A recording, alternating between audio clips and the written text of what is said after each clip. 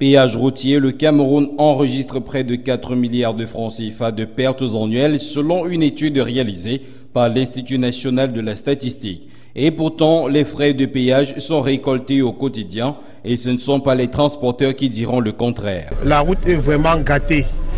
Le péage, devant le péage, il y a Mbanga, le péage de Mbanga.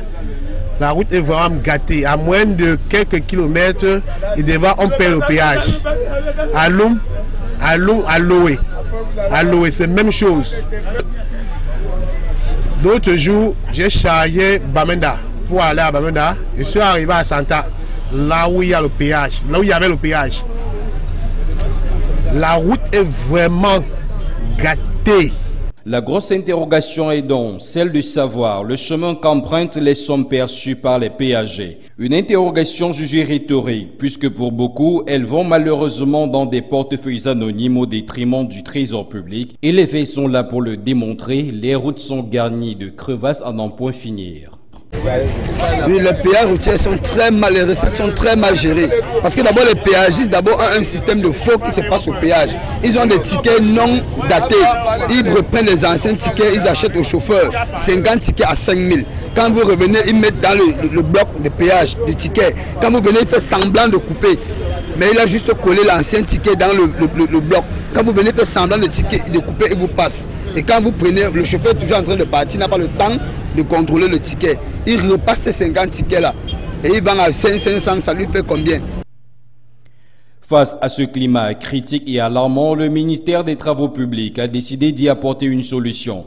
Elle s'inscrit dans un processus entamé par l'automatisation de 14 postes de péage du réseau routier national. Entre autres objectifs visés, la mise sous concession des postes de péage, la réduction des détournements de fonds dans le secteur et la maximisation des recettes issues de ces péages. Pour la cause, 6 entreprises ont déjà été sélectionnées et devront s'atteler à déposer des offres pour examen par la commission ad hoc mise sur pied par le Premier ministre Philémon Yan.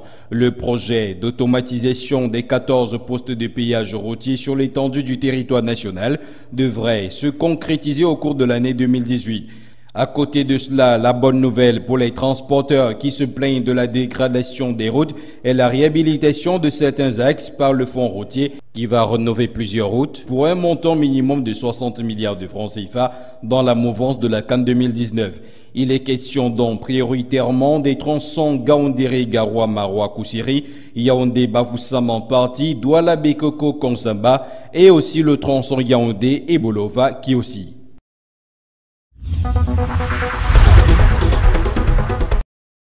Le Cameroun fait bel et bien partie des temples du savoir.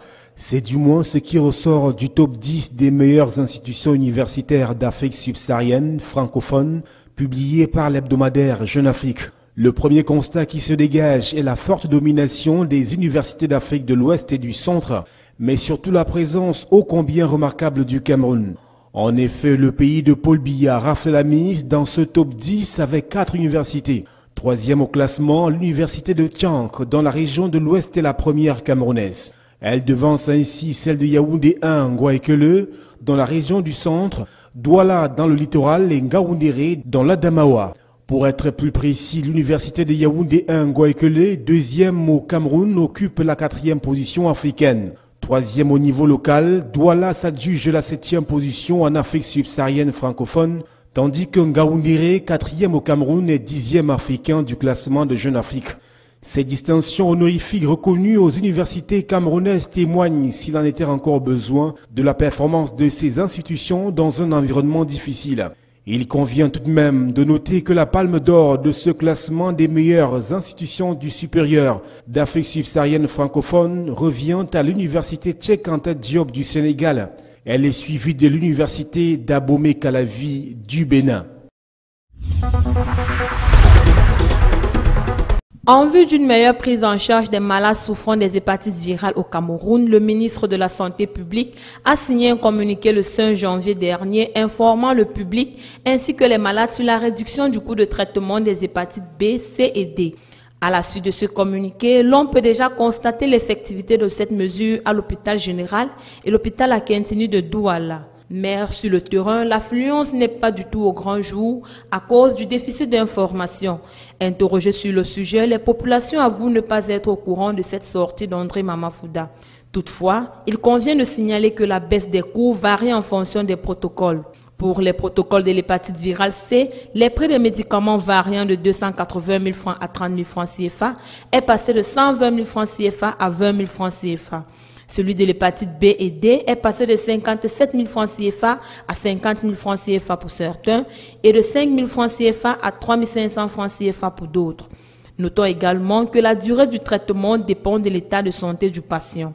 Par ailleurs, le ministre de la Santé publique, André Mamafouda, a indiqué que les patients sous protocole Sofos Buvule et Dispavir bénéficient d'un traitement gratuit pendant le mois de janvier à février 2018.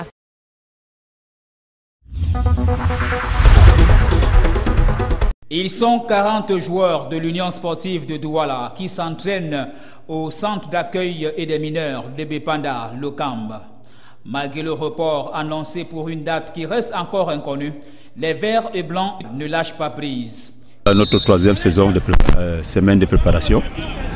Et nous sommes dans notre tranche de préparation, donc nous on n'a pas d'inquiétude par rapport au report. Sur la quarantaine de joueurs qui s'emploient depuis 3 semaines, 5 seront recalés et reversés dans l'équipe réserve selon l'entraîneur principal Henri Mbaïnassem, qui dit vouloir retenir un groupe de 35 athlètes dans l'équipe professionnelle. Quelques joueurs rencontrés donnent leur état d'esprit 3 semaines après la rentrée, mais aussi leurs sentiments sur le énième report que connaît le championnat cette année.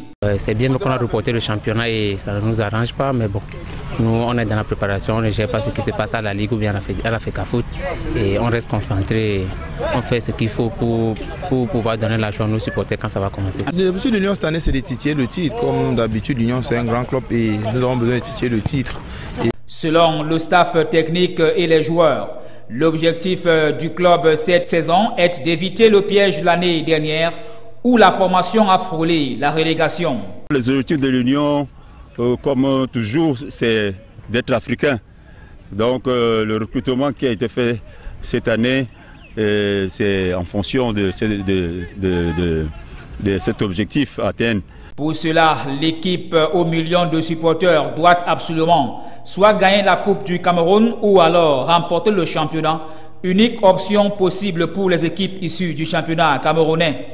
Le Cameroun qui ne compte plus que 2 places en compétition africaine, une en Ligue des Champions et une deuxième en Coupe de la CAF. Cette année, les heureux élus sont Edin Sport de la Lecce, champion du Cameroun, et New Star de Douala, vainqueur de la Coupe du Cameroun.